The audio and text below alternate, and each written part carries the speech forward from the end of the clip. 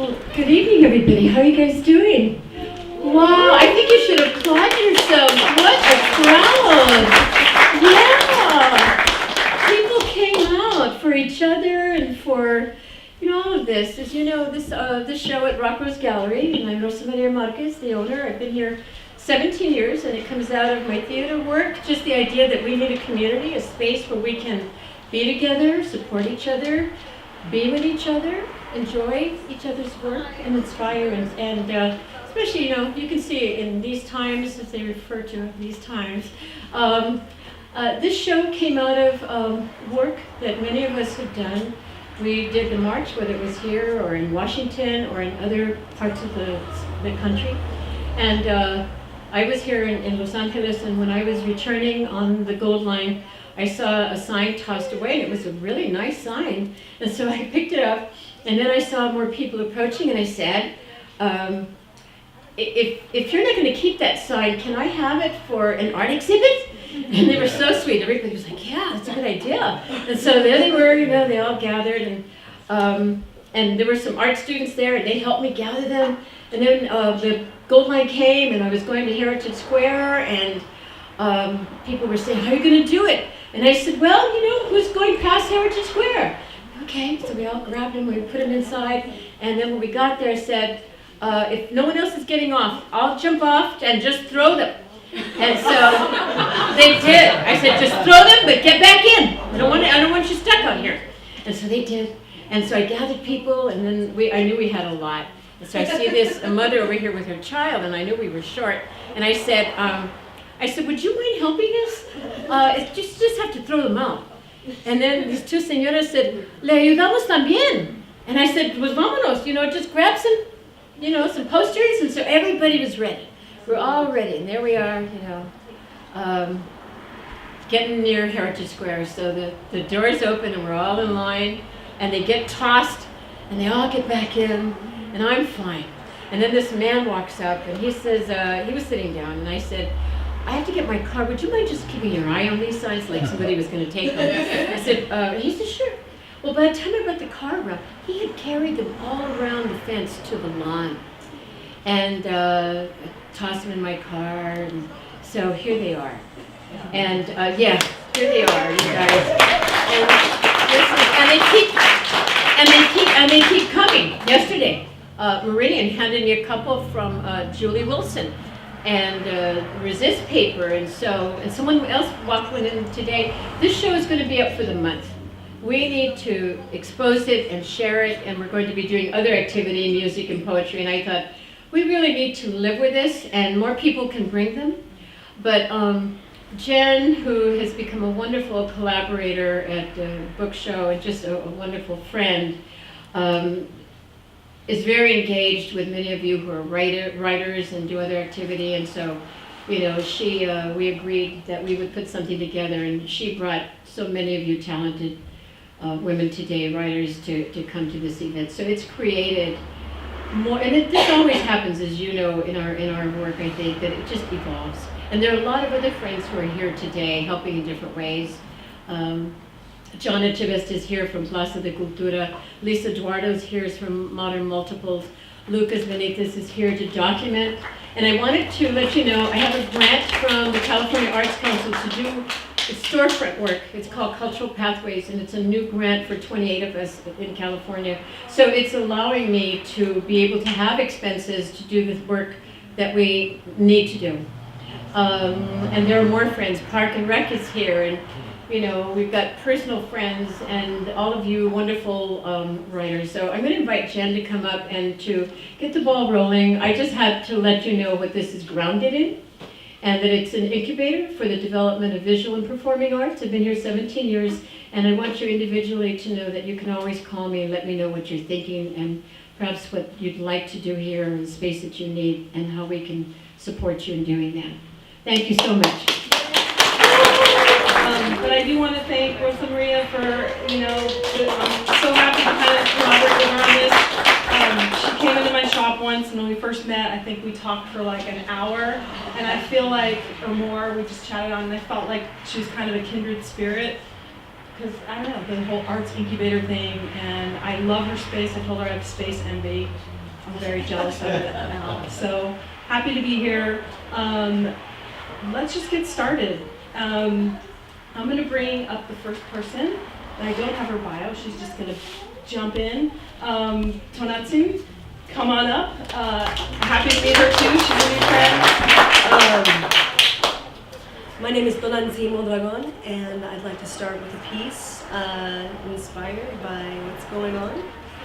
It's called "The History of Us: Why the Black Panthers why the Black Panthers are just as American as the KKK." It's a think piece by Tonanzi Mondragon. As Americans, we have many different faces, colors, foods, and cultures. We are a cacophony of voices shouting to be heard and to be seen. And that, in fact, is one of the things that we as Americans are known for the world over. No matter race or culture, maybe not always in that stereotypical cowboy kind of way. It may just be to get the food that we actually ordered, or a coffee refill, or even to question the validity of something. But when we travel abroad and shit goes down, every single one of us will jump up and shout, "Wait, I'm American!" For a long time, I thought that racial blindness was the best way to solve our inability to connect with one another. And as a child of civil rights activists and a brown girl in a farming county in the 70s, I just wanted to be seen. I wanted the content of my character to talk for me, and to do that, I thought I didn't want people to see my race first, but to see my face and my thoughts and ideas. And it's not to say that I'm not proud of my race and culture, but sometimes I wanted people not from my race or culture to hear my words or look at my work as they would from someone of their own race, of their own culture, and to take it at face value. But it didn't happen. Well, to be fair, it happened more as times have changed. But now, of course, we find ourselves in a different time. Now, things are reverting to an us versus them mentality, to just color and culture. But for those of us who do not want to revert, do not want to stop seeing our fellow Americans' faces and thoughts, we don't want to be characterized just as a color or culture, and do not want to do the same to others. We must do just that. See the shades of melanin, of the different shades of melanins. Smell the food that we do not recognize. Hear the music that we do not understand or perhaps even like. And look at the images and words that we may not be able to relate to or understand. We are different, but let's look at that. Really look at it. In the progressive city of Los Angeles, I call my haven. I don't judge. I don't look down at people from other cultures. But I do. When walking down Hollywood Boulevard to grab an interesting pair of shoes at my favorite crazy cheap shoe shop, I judged.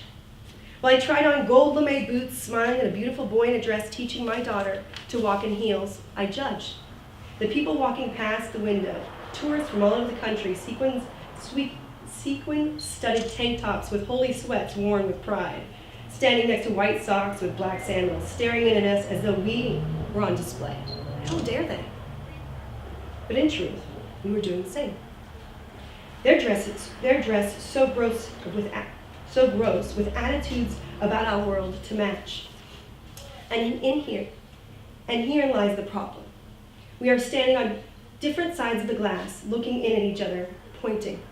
Afraid to ask questions. Why do you believe this? Why do you believe that? Why do you eat that? What does it taste like? What scares you? Why does it? The KKK scares the living daylights out of me. The Black Panthers would seem like the ones to save me when walking down the street at night. The smell of taco stands on sidewalks next to gas stations makes me hungry.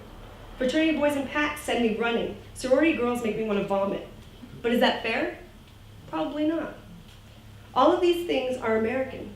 We can no longer adhere to the color blindness.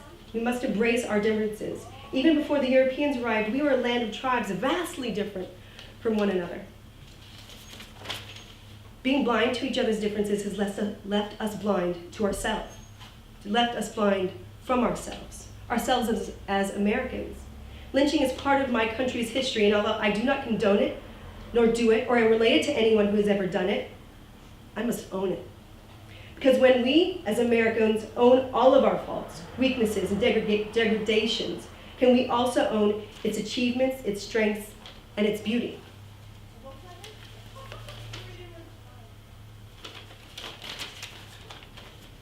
When a Caucasian American man can look at Frederick Douglass and feel his strength, when a Mexican American girl can look at images of Caucasian women spitting on little African American girls just trying to go to school, she can feel shame.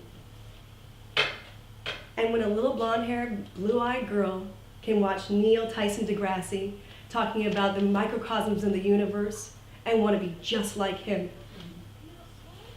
We as Americans are all of these things. And when we begin to own them, when we begin to own them, can we all look to ourselves and hopefully ask questions that will bring us together?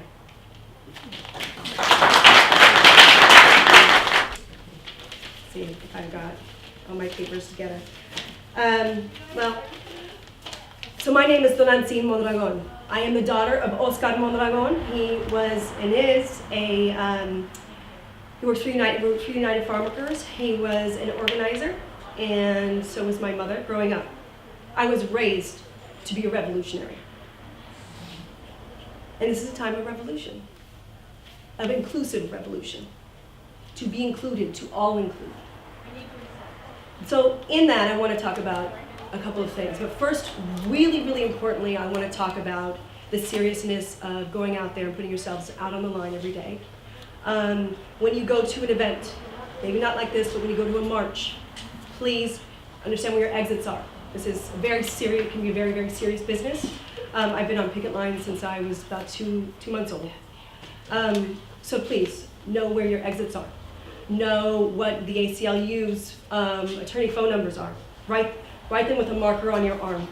Because if it's a very serious event, I suggest you don't bring your phone, and if you need a phone, grab a burner. These things seem like they're hysterical, because it's, wait a minute, we are not in that time, we don't live in that time. I think as many of us are aware that things like that are happening. The BLM movement has been targeted a lot this way, so please be careful and be thoughtful. But in this, I also want to talk about the kindness. If you are in the middle of a march and there's some guy wearing a Trump hat and people are attacking him, save him. Because this is a time of kindness. And in that kindness, we have to remember, we cannot get lost in it. I also wanted to talk about other things that you may want to do. I was talking to somebody last night, and a lovely, classically looking American woman with blonde hair and blue eyes. And one of the things that she said that she was doing is trying to form a carpool for illegal parents, so that they will not be put in danger, or their children will be put in danger when they're taking their kids to school every day. So I think that's something else to think about. And the last thing I want to talk about is standing up. You know, you're rising up and you're standing up. So this is going to be a long haul. It's going to be a very long haul. You know, I'm almost 40, and I've seen it. I'm the lady who stands up for the grocery store telling when somebody's having to go in or a little worried to walk outside. So I try to remember to stand up consistently and safely. But in that, I would like everybody to stand up. So can everybody please stand up? Because I think that's what we're here about tonight.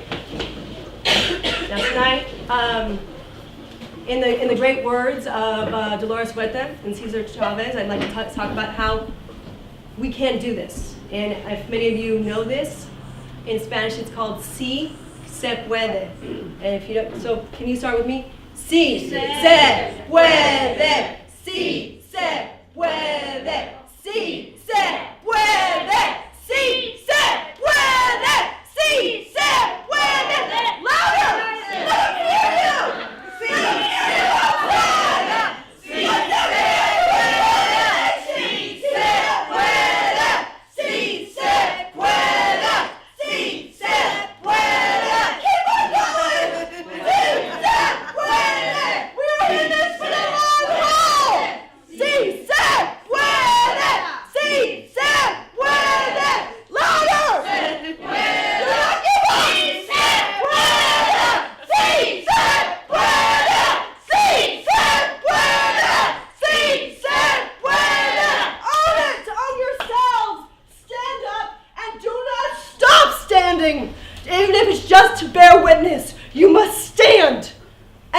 not sit down because this is a long, long battle.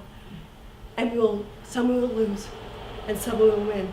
But in this war of inclusiveness, we must stand until everybody is included. Thank you very much. She has read at my store before, and she's a writer, editor, and disability rights advocate.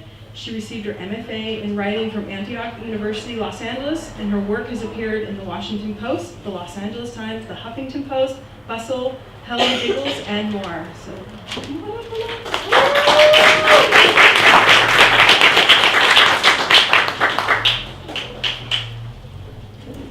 hello. So I just want to make a quick announcement. I'm going to be teaching a free workshop tomorrow for people who have dealt with chronic illness, and it's going to be at Book Show from 1 to 3. So just in case you're interested, you can get more info from me or Jen. Okay, so along those lines, I had kind of an untraditional Women's March experience, and I wrote a post about it for the Huffington Post, and it's called How the Virtual Disability March Gave Me a Voice. On January 21st, while millions of protesters made history in the women's marches across the country, an incredible movement was taking place online. Those who were unable to attend physical marches due to disability, chronic illness, and mental illness had a chance to have their voices heard through the virtual Women's Disability March. I knew early on that protesting in person wouldn't be an option for me. Between having multiple chronic illnesses and an anxiety disorder worsened by crowds and tight spaces, I had to respect my limitations when it came to such huge impact events. As much as I support and care about this cause and wanted to be there in person, I needed to do what was best for my physical and mental health. Thankfully, because of Disability March, I was still able to participate in this momentous occasion. Disability March was started by a woman named Sonia Huber, and she's an author and college professor who struggled with chronic illness. And the site allowed participants to submit a profile with their name, photo, bio, and a statement about why they were marching. Those profiles were posted to the Disability March website as well as the Twitter, Facebook group. People were able to communicate on Facebook, meet new people, kind of like you would at a physical march, and a lot of people made new friends and new connections. It was really great. So instead of feeling left out, I submitted a profile and signed up to volunteer for Disability March, helping to input and post the hundreds of profiles submitted by disabled, neurodiverse, and chronically ill people from around the country, as well as numerous parents, partners, caretakers, and advocates. Some people only included a first name and a short statement about why they were participating in the Disability March. Others spoke out in detail about the issues that matter to them, the fears they have with this new administration, and their desire for fair and equal treatment. Hundreds of people voiced concerns about the impending repeal of the Affordable Care Act, as so many of us rely on it to maintain our health and our lives. By the end of the day, our volunteer team had published over 1,600 profiles. Each profile was featured when it was posted on the site, given its own space and moment like a marcher passing by with a sign. Hundreds of additional participants engaged on the Facebook group and Twitter hashtag, and our final participant tally was more than 3,000 people.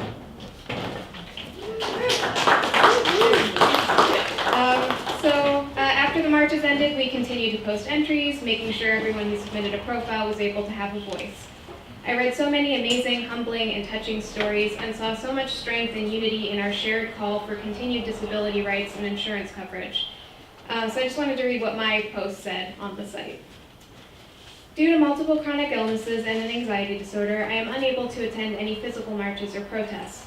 But the threat that Trump and his incoming administration poses to women, minorities, and the disabled, chronically ill, and mentally ill population is immense and incalculable. Not only is Trump a closed-minded, racist, ableist, misogynist who incites and promotes hatred in others, he is also bringing in a host of unqualified non-politicians only concerned with special interests and eliminating our rights and safety for their own personal gains. I've never been this afraid of being a Jewish disabled woman in this country, and my only hope is that if we all speak out and band together in whatever ways we can, we will survive this and repair the damage as quickly as possible. Well, that was my profile. So throughout this experience, I felt like I'm part of a community that cares about these crucial issues and supports one another.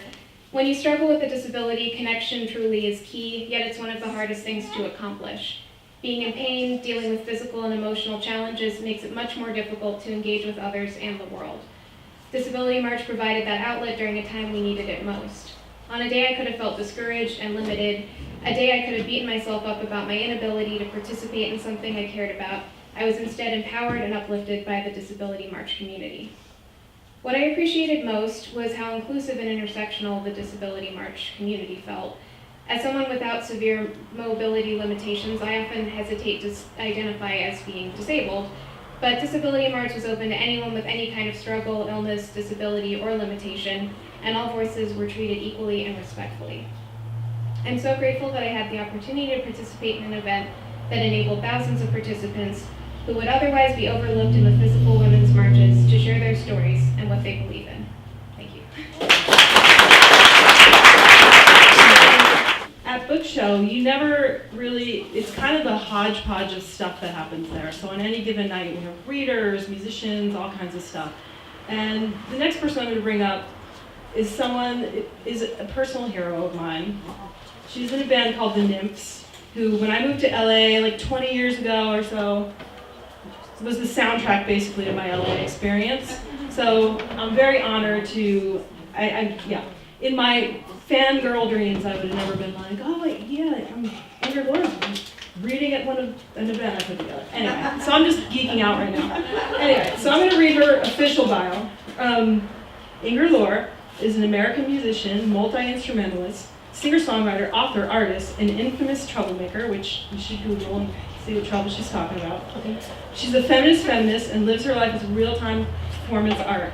She's the lead singer of the critically acclaimed rock band The Nymphs and has collaborated and recorded with, to name a few, Exene Cervenka, Lemmy, Henry Rollins, Marilyn Manson, Iggy Pop, Jeff Buckley, Elliott Smith.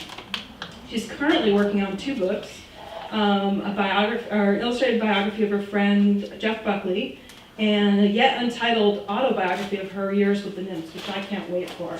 So, come on up, Inger.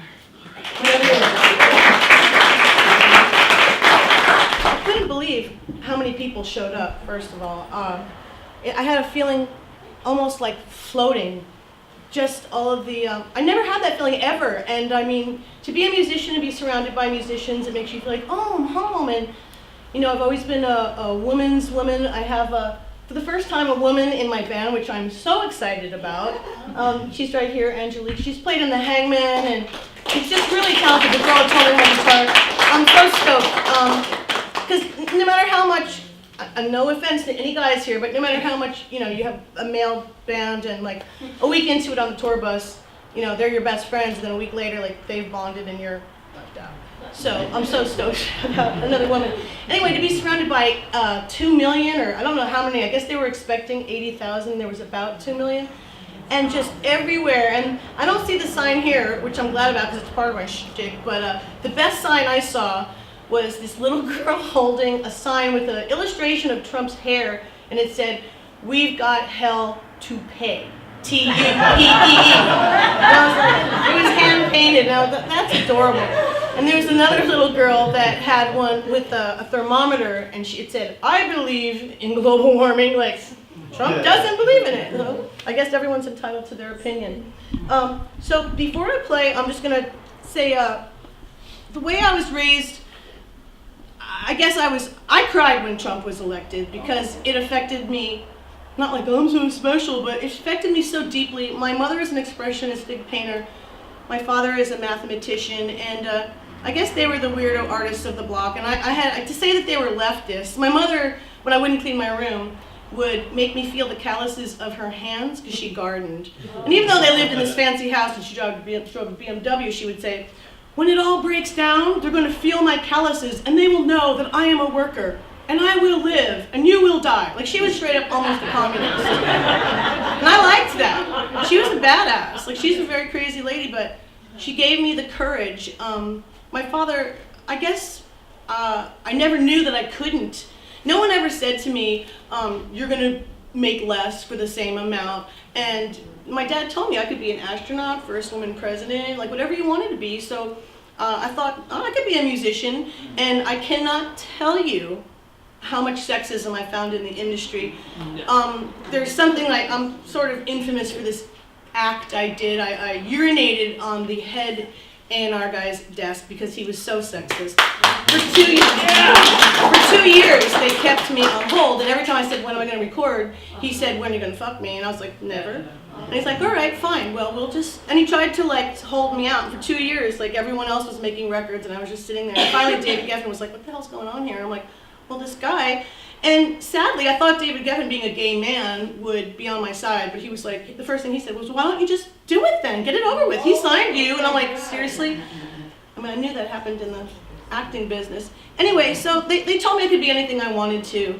And my mother, being an artist, I guess the first art thing I did, she was always painting from when I was a very, very small child. I mean, really small, 4 months old. And she would have the crib and her giant easel. And one day the phone rang and I picked this giant paintbrush out, and well, I had made in my diaper, but Mom took squishy stuff and put it on canvases, so I went in my diaper. One makes the good bowel movement, and you know, she smushed it on her canvases, so I smushed it on the wall, and that was my first artistic, you know, I wanted to express myself. Even at 6 months old, I was trying to be like Mom. She was an artist, trying to express myself. You know, my mom never sat me down and said, someday you're going to meet a nice guy and get married and have children. The only time she ever said I was going to have children was when she was cleaning the house, and she was like, God damn you fucking kids, I hope you have kids as terrible as you are and they're as messy as you are. But honestly, it was the 70s, and you got to give her a break, because women back then were really trying to do it all. She was going to college, and she wanted a career, and she wanted to be the best mom and have well-dressed kids that did good in school. I ruined that hope for her. And you know, the 70s were a really hard and wonderful time. My mother also got 2 fantastic magazines that very much changed my whole scope of the world. One was Ms. Magazine, and one was Mother Jones. Even at 9 years old, I was a very precocious child. I knew that Ms. Magazine was kind of like, oh, for the up-and-coming semi-quasi feminists. They still wear lipstick and dresses, and they're not really feminists. They're just like being one on the weekends or something. That's what Ms. Magazine. Mother Jones, I remember reading those articles and saying, wow, this lady wrote that? Well, her husband's going to be mad when he reads that she wrote that. And then when I was 2 years later at 12, I realized that, oh, these ladies have their own wives. They don't have husbands. How cool, you know? So she opened me up to a lot. And, you know, she protected me, and people are people. The way I was raised, it wasn't like a line separating men and women. I mean, I guess it's a very modern way, and it's a very beautiful way, but it was also a very sheltered, the real world was too much for me. It was very much a shock. Like, oh, like you're gonna make less, people are gonna talk down to you. If they can tell you how to dress, they can say, hey baby, blah, blah, blah. And if you speak up, you get fired. I've been fired for so many jobs, like for just saying, like, you can't talk to me that way. Oh, yes, we can. I mean, this was years ago, but it's getting a little better, but it's not all the way. And I thought we were getting better. I thought our world was getting better.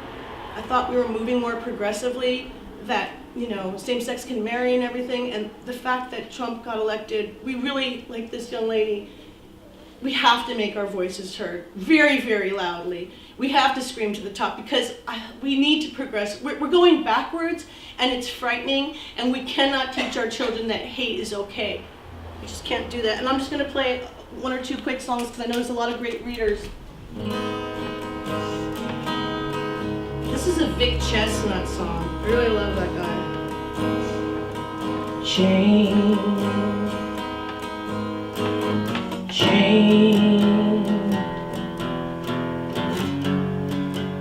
every gesture, every frame, change.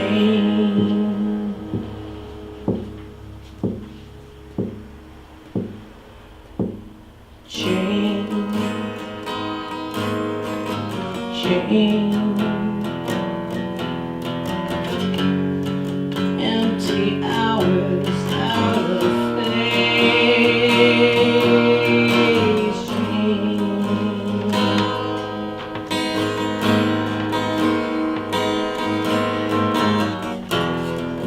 and into all evidence, synergize common sense. collective carnal consciousness stain the strange silk fences, visionaries blind ambition, unintended consequences,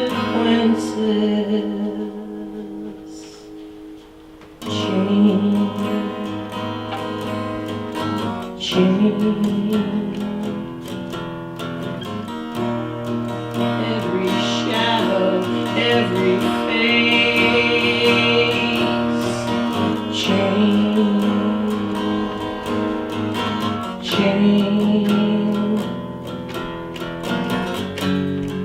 Every dollar ain't the same.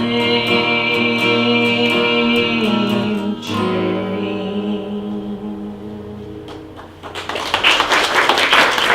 Oh, I thought I was so hardcore, but a lot of the kids there had a lot of problems. I did, definitely. And my best friend, like, she had all the ones that, as a woman, our society throws on you and bangs on your head. Like, she was anorexic, bulimic. I forgot what it's called when you look in the mirror and you think you're like ugly, and she was so beautiful. She looked like Natasha Kinski and Tess, and she was just like, I'm a monster. And our society made her feel like that, and she killed herself on Christmas Eve. So this song's called Imitating Angels, and it's about her.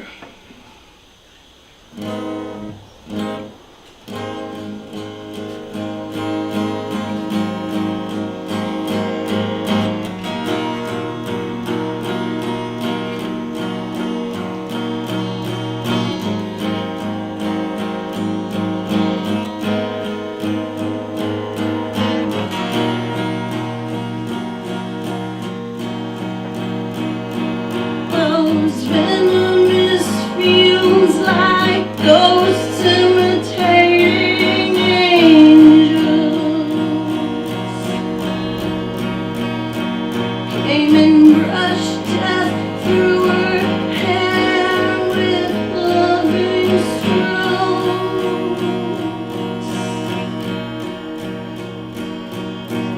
telling her pretty lies and flowery stories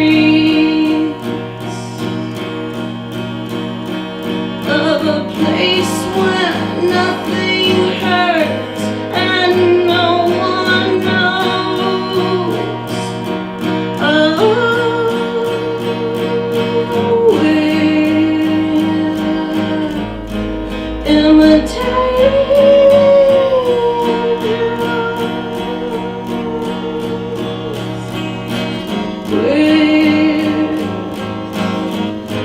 Imitating angels.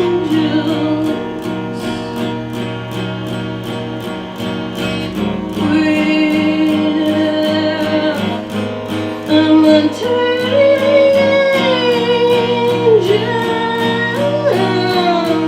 And we don't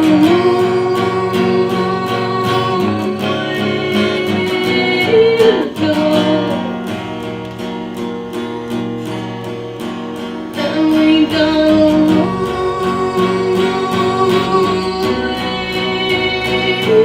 go.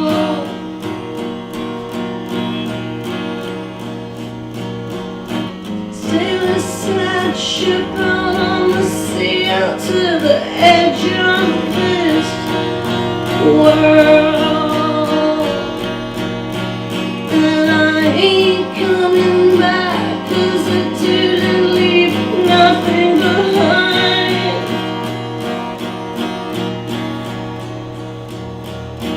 All the old crowd still hangs out, imitating angels. But I ain't found a halo here, no matter how I try. And I tried. We're imitating angels.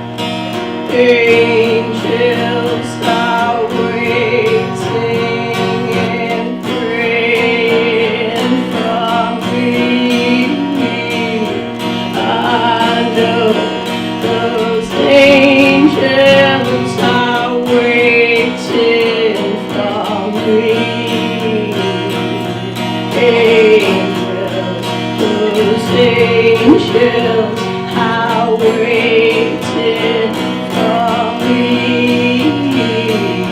I know there's angels there praying for me.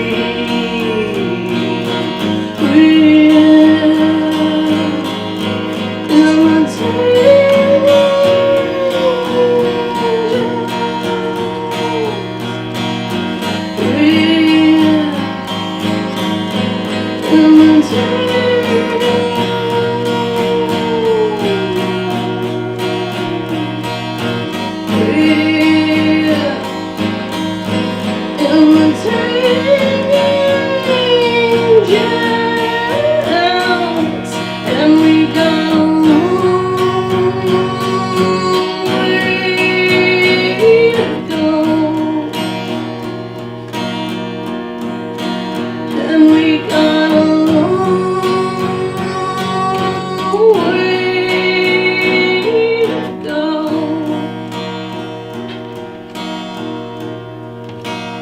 And we got a long way. We got a long way to go before women are taken equal and better than men.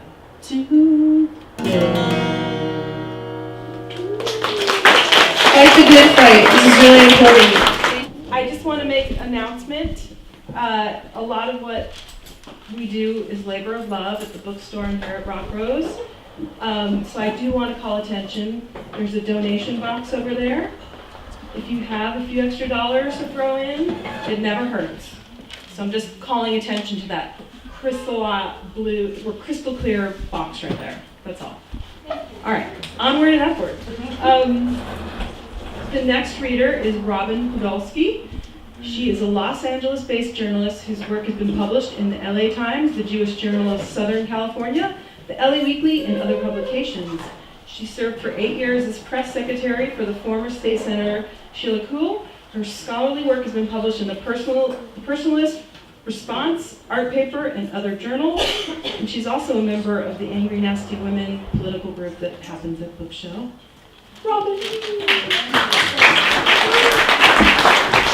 Okay, good. I wanted to show you my sign from the march. I'm going to be donating it to the space. This is a Shepherd Ferry picture of an American woman.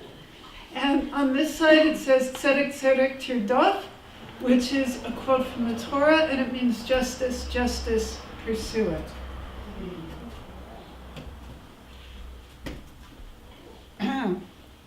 So I'm going to read 2 short pieces. The first about the election and the aftermath, ending with the Women's March, and then the second about our action at LAX.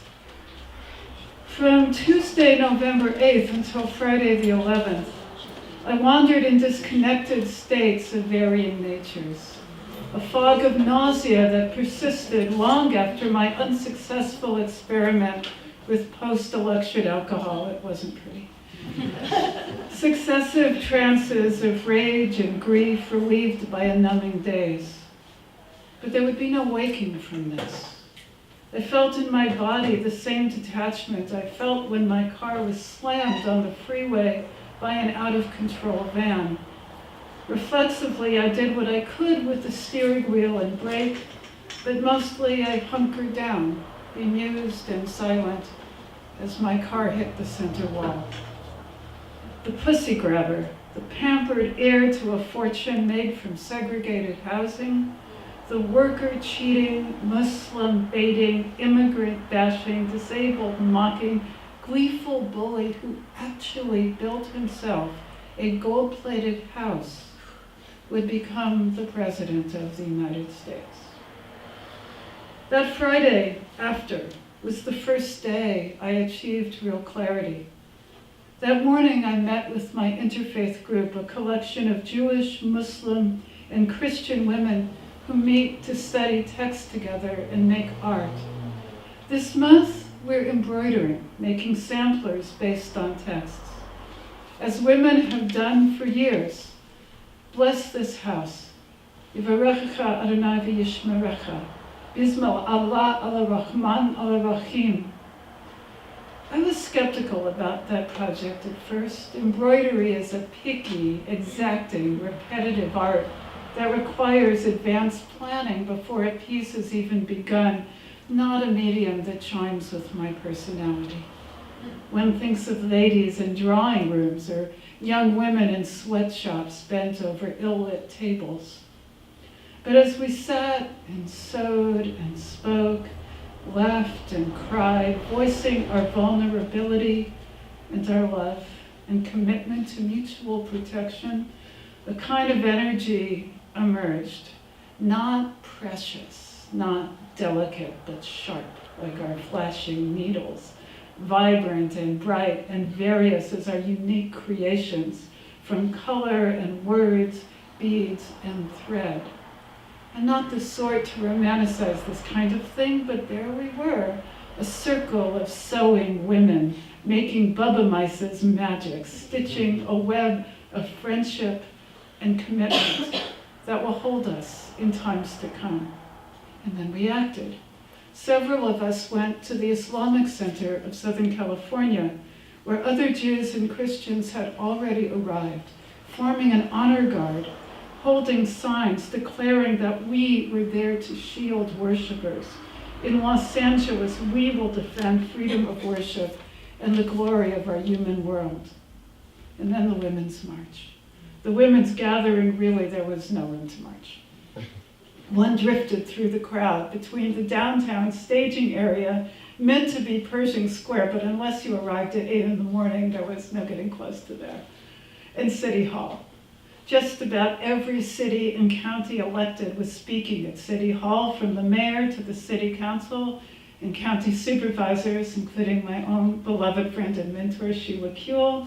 And if one went back to where we started from, we got to hear from Babs and Miley Cyrus and Thelma Houston and Tracy Ellis Ross and Laverne Cox and Lily Tomlin. Well, some of the air that Laverne Cox breathed probably touched my lips, I'm just saying. This gathering, this civic ritual flowering all over the country and beyond, this was the end of despair and the beginning of something rising like magma from the earth. We knew it before we even arrived. The throngs pouring from Union Station, the buses and trains packed to capacity. Eventually, the city made the subway free for the day. This was mighty. And I felt myself move from rage and despair to a kind of fierce joy. It was Shabbos.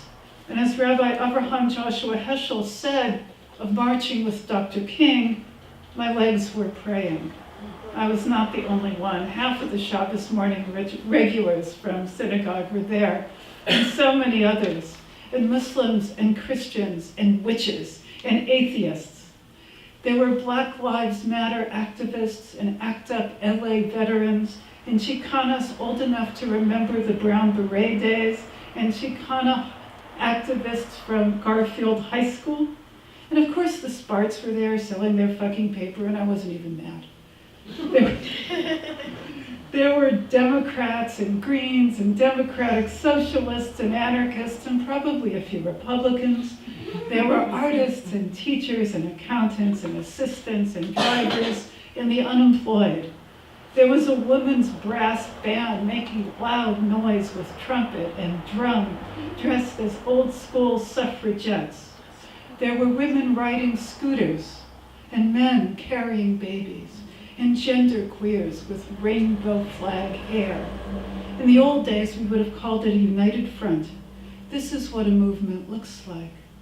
So many pussy hats in all the shades of pink. Yes, it's problematic because not all pussy is pink. But these were pinks not found in nature. They were hot pink and marbled yarn pink and glitter pink and magenta pink and pearly pink, and some were blue or black or rainbow. The one I wore was something I would have never made. Baby bonnet pink, made from flannel, given to me on the spot by a neighbor, a novelist I hadn't seen in years, who I met at a writing group at the Lesbian and Gay Center. It's grown on me, this insouciant color, this unabashedly bright, girly headgear manifesto, and in photos from above, they made the crowd look like a field of flowers turning in the sun. I have a friend to march with, and we don't even get in a fight when we lose our car, although we were sure happy to find it again a block from where we started looking. We found about 3 of the 20 people we had planned to march with, and all day kept seeing people we knew and seeing tweets from others and Facebook pics, and we never did find half of them. But we were with them, hundreds of thousands strong. My lower back could cry, it would. I have been standing in one spot for too long. My neck aches from peering around the shoulders of people taller than I. I am worried about my friend Jake, for whom loud noise can be painful in the extreme. This noise fills every space, presses into my head and vibrates like a living thing, takes me to the edge of my own threshold for pain. And I am filled with joy. I am part of the great sound bellowing at the top of my voice. Say it loud, say it clear. Immigrants are welcome here. Say it loud, say it clear. Muslims are welcome here. The America I love has gathered at this place, the Tom Bradley International Terminal at LAX, filling the sidewalk outside of arrivals, filling the indoor space, allowing travelers through and calling out welcome, while making a mighty noise, audible, we are told, to the 15 people who are detained on the other side of a lime green wall bearing the sign Pinkberry. The crowd continues to swell as the afternoon shadows lengthen, marching along the sidewalk and the steps leading to departures, again making room for travelers and their luggage, lining the balconies of the parking structure across the street. Again, we are thousands. I see Americans of every shade, gender, and size. One young Latina with a curtain of black hair carries a sign reading Angelinas Unidas. We chant, what? Si se puede. I see Black Americans in dreadlocks and Black Americans in business attire with impeccably styled hair, young people in hoodies who cannot keep still, running joyfully back and forth with banners. And I see 2 middle-aged, dykely ladies of my acquaintance, newlyweds, who have brought portable chairs on which to sit their bodies down. I see hijab and yarmulkes. Mine is a crocheted affair of silver and white. Son of a gun, Trump has done something good in spite of himself. He really did bring Jews and Muslims together. I see a young woman of about 12 with Hermione Granger frizzy hair carrying a homemade sign that reads, Dumbledore's Army still recruiting. Lots of homemade signs on cardboard or construction paper, some nicely stenciled, others scrawled in a hurry. They warned me about this in Hebrew school. He will not divide us. El pueblo unido jamás será vencido. And my absolute favorite, first they came for the Muslims, and we said, not today, motherfucker. Of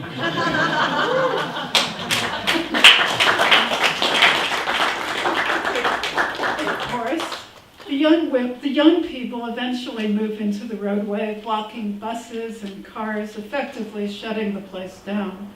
Jake and I, who are getting a little tired and had hoped to catch the flyaway back home, realized that our bus is just not going to come for a while. Surrendering to the inevitable, we joined the drum-beating, day-glow sign-carrying, face-painted horde for a turn around the terminal until we find a bus stop at which to settle down, very tired now and a little cranky and filled with joy.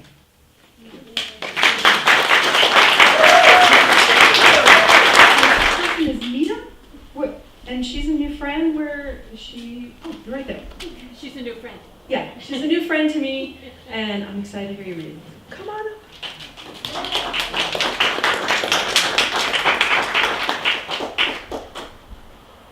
Sorry, I have an iPad. I'm germane to Los Angeles. I'm a product of the 60s, and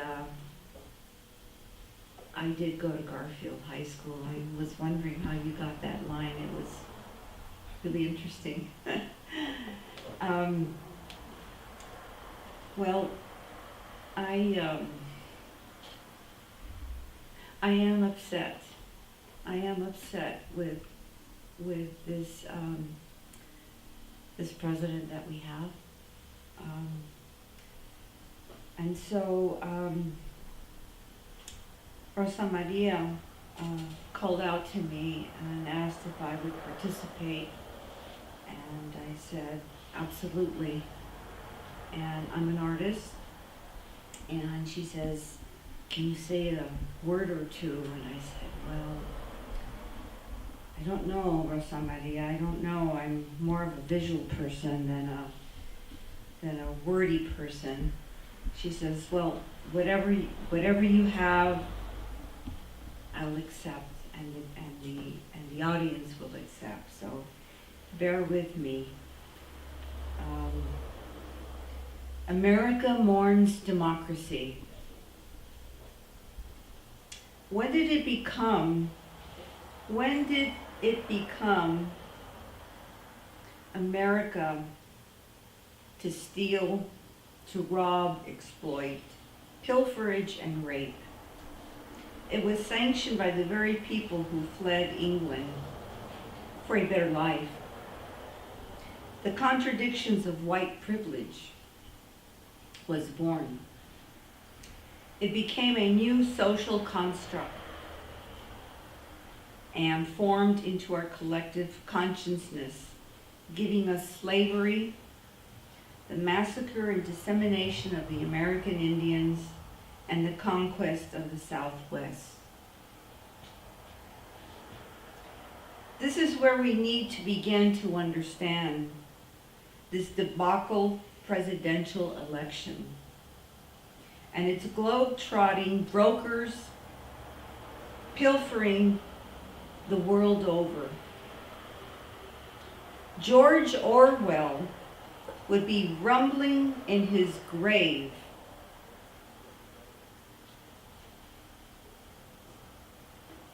for his imaginative story of 1984 to have actually come true. Orwell's assertion of even having thoughts are criminal and illegal and labeled thought crime. We now have Kelly Conway parading on TV promoting alternative facts, and Trump calling out the news media our enemy. The Kardashian-esque of American politics has been born. I think not. The chorus of rancorous sounds beneath us as our ancestors call out to us, demanding that we speak up and we rise up. America is shouting. She mourns. She cries. She fights. She explodes. She resists this mockery of a president. She is organic. She's you. She's me. And every color of the earth. She's real and justice. She is calling out to red, blue, urban, rural, and everyone in these United States to cease and desist this travesty upon us. She speaks to the marginal, the forgotten, the exploited, and impoverished. Like a woman giving birth, our bodies came out in the millions the world over against this regime of hate the day after the inaugural speech. This is where we get our strength and our empowerment. We need to call upon ourselves to give rise to our courage and face this adversarial beast in the face. You only give your power away by being complacent in silence. Why would you do this? Our ancestors didn't. Get your strength from them. Turn up your strength. Lead, follow, or get the Trump away. How did I do, Rosa Maria?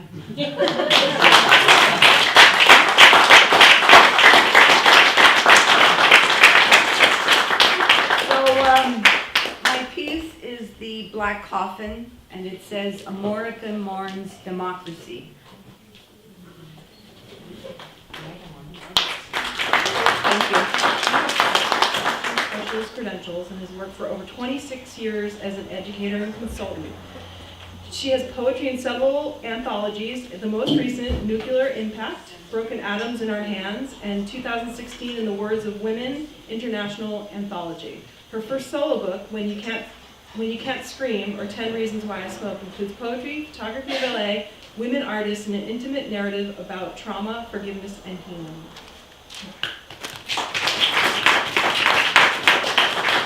So I thank all of the women that have gone before me. And that feeling of kind of floating and that fierce joy I am experiencing now. So I'm very grateful to be part of this and to have walked on my little broken toe for hours and hours of the march. Here's a piece that talks about the grandmother war, which I believe we are in today. It's titled, There Aren't Enough Bullets. Does it matter how close I am to this? No. mic? So I can, it's Yeah. fine here if I'm direct. Okay, sorry. There aren't enough bullets. I want to make a movie like The Boondock Saints.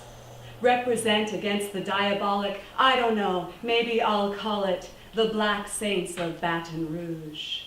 With a symbolic soundtrack ricochet erupting from a Miles Davis trumpet case, melancholic and kind of blue, but honestly, there aren't enough bullets. I want to make a movie that will celebrate heroines, sassy sisters, majestic, I don't know, something catalytic, Beyonce formation of grandmothers, strutting bravely through street protests, lassos of truth, leading the quest, love harmonic, full of thunder, shouting earnestly, there aren't enough bullets. I want to make a movie that will instigate social justice enthusiastic, I don't know, maybe it's too idyllic, Stevie Wonder singing Higher Ground, a fortress against good people's indifference, empathy, arise, industrious, no one can keep the people down. Certainly, there aren't enough bullets. I want to make a movie with a plot twist. Traffic stop metaphysics. I don't know, something prophetic. Bob Marley's redemption song. A flash mob dancing in the streets. All justice, all peace.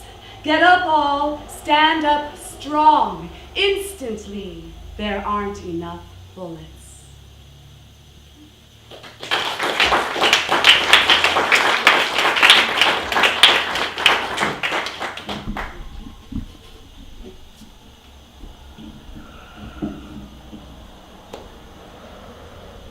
This piece is called I Am Not a Pacifist.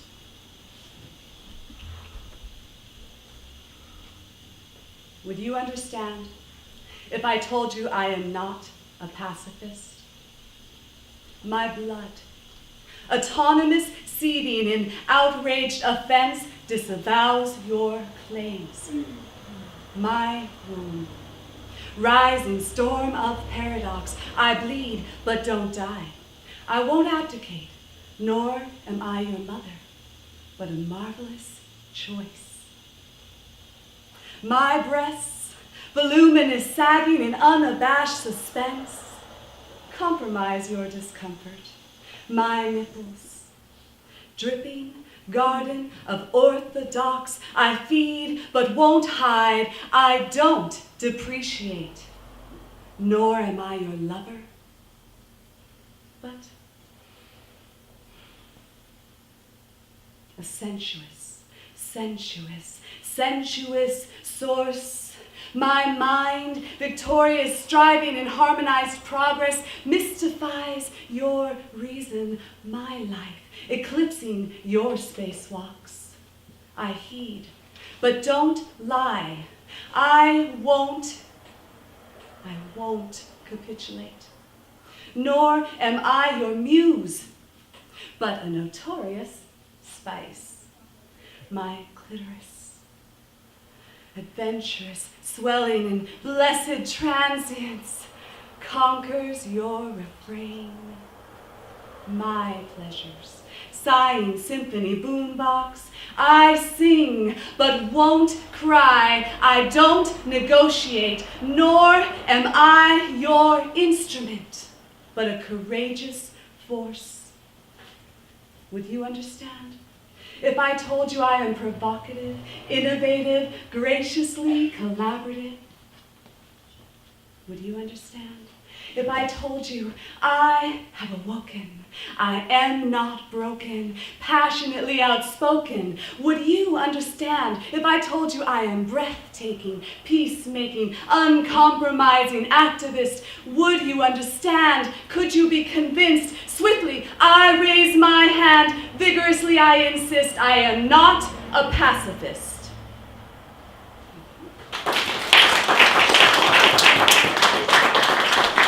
Draft of a piece that I'm working on. I hope to have done for this, but it's just what it is.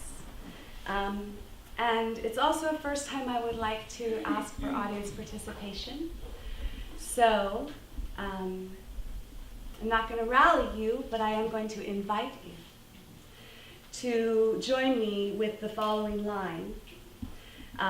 You will hear the word hashtag, and then you get to say with me, nevertheless, we march on. So if we could practice that, and you would like to join in the practice, you may.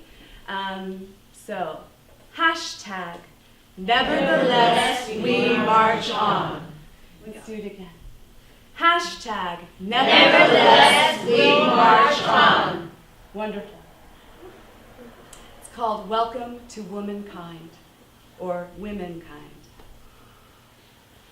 Most of the world's governments are committed to full equality for women on paper. Yet not quite everywhere, de facto restrictions on presence, on dress, on public, on private, on reality. Welcome to Womankind, hashtag, nevertheless we march on. For many women in the world, home is the most dangerous place. A cradle of violence, a cradle of suffering, a cradle of controlled access. Each year, 200 million women get pregnant.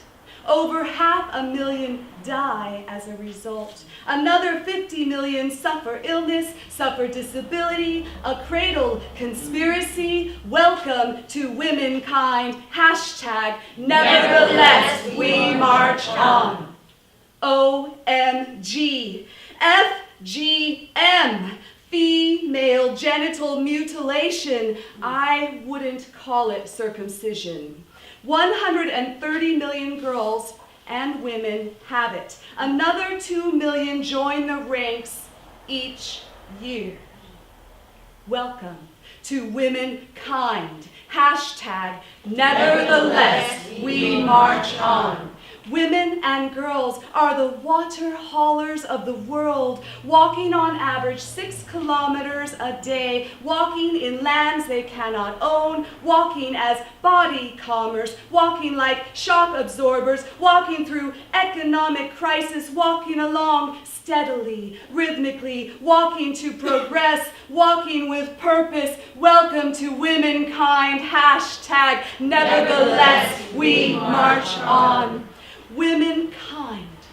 From wife plus man, from Old English, from patriarchy, from dowry burnings, from bride price murder, from honor killing, from loss of memory, from mother story, from star, arc light, eternal matriarchy, from earth, from she came we. And on this day, erupting all over the world, spirit transcending earthly wounds, womankind shedding commerce of beauty, shedding uncounted housework, shedding legal inheritance for her story ascendance. Welcome to a new epoch.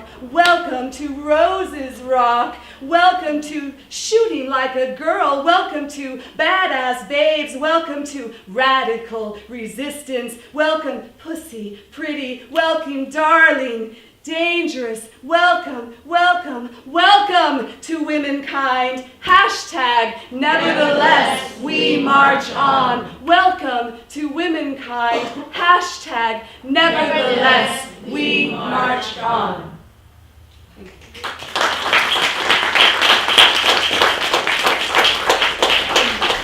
We bring up our last reader, and I think if we still have time, we'll open up the stage if people want to read. If anybody brought anything, yeah, we'll have maybe like 15 minutes. So, but first, I'm going to bring up Mona Jean Cedar. She's a lover of languages, the dancer.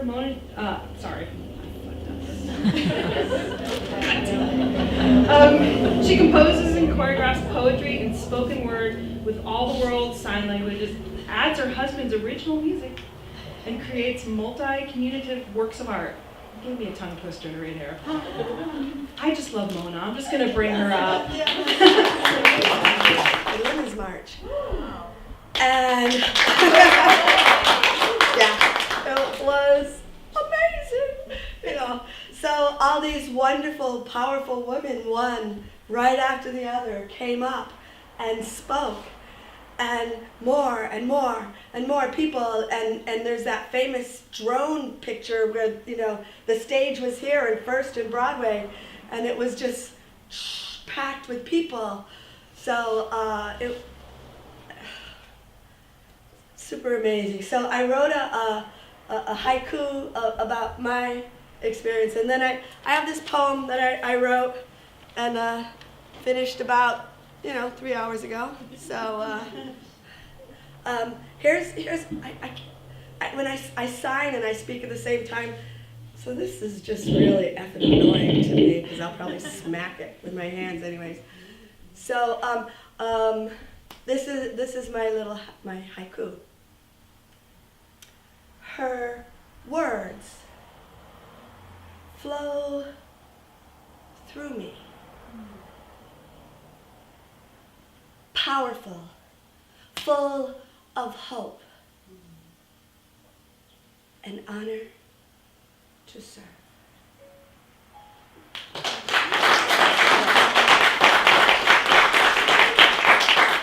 Okay, so I'm going to try to do this. So one thing with sign language is the way you rhyme is you use the same hand shape. So women and march. Okay, so that's kind of a rhyme in sign language. I'm going to try this. Here we go. I'll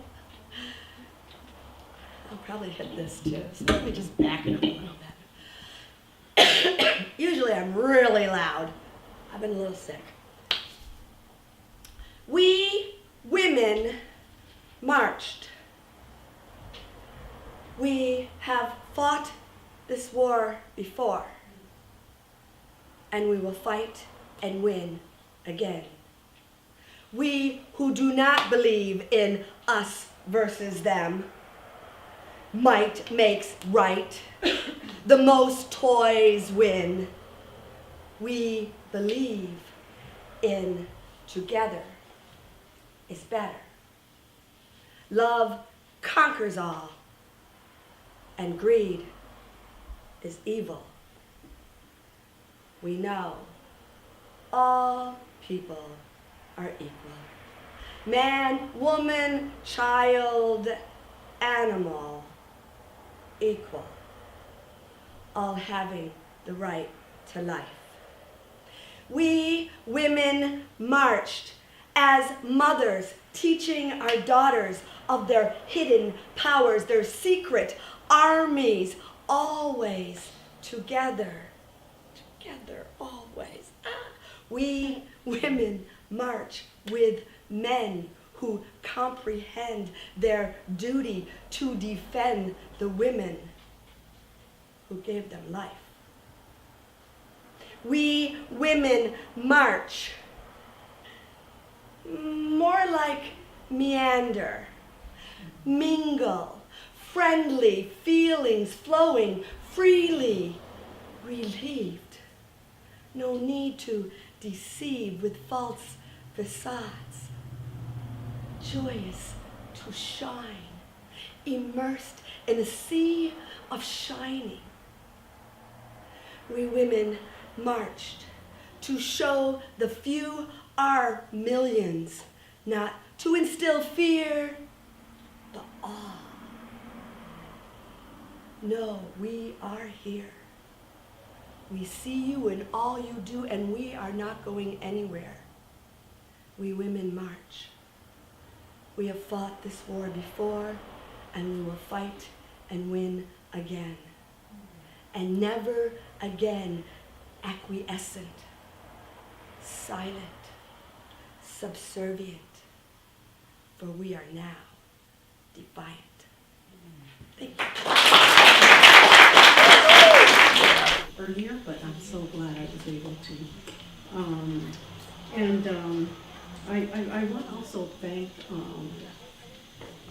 all the women that have come before us. And I'm going to read this one piece, which is for the women in my family. My two mothers, my Yachun, the aunt that raised me, and Ene, Mujer Hawa, the woman who birthed me. Oh, my name is Gloria Medina Alvarez. It's so great to be here today because a week ago I was at an event for the Women's Building. So it's really great to feel I was so saddened because I wasn't able to go to the Women's March. I was so upset, but I was in bed and there was no way I was trying, but I couldn't make it. But my daughters did make it out, so I was really happy about that. And it just, oh God, so it's great being here today.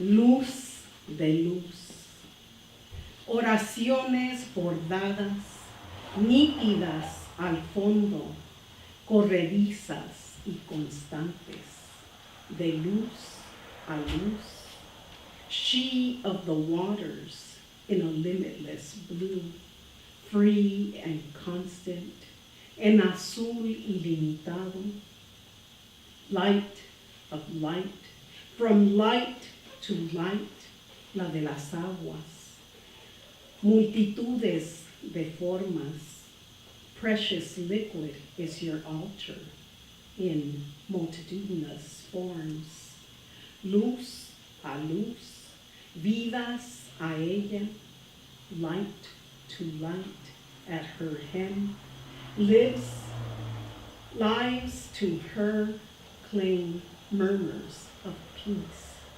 Vidas a ella, a su Bastilla, claman murmuros de paz, stitch prayers neatly below. Machetona, which means literally woman wielding a machete, or a derogatory name for lesbian. Machetona.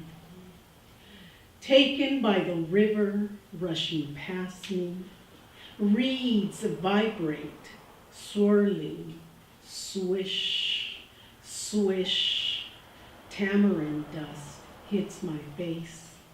The taste and smell, earth's closeness, tamarinda, acidez, a constant tickle against the throat. Lo agridulce takes me to my mother's breast. Los senos de mi madre, un rocío de voces, mujeres sewing desde la alta costura, mujeres organizing las cosas de la vida, las cosas habitadas con acidez, esa acidez en la piel. Women organizing life a mist of voices embroidered, bittersweet against the skin inhabited, limón con miel, cucumber and honey, the cooling comfort of hierba buena, mi nana, mi tía, todas ellas en el bordado sobre el tocador. Rosewood, cedro, wet hair glistens in the sun, luciéndose en el sol de la mañana. Voices are the dew of morning, baño de rosas para saber de hoy, del más allá. Voces to know today and the beyond. Rosewater, la sensualidad del tacto sobre el día de una mujer. Finding the words, encuentro de palabras habitadas, suben y bajan las manos, fingers that rise and fall. Todas somos.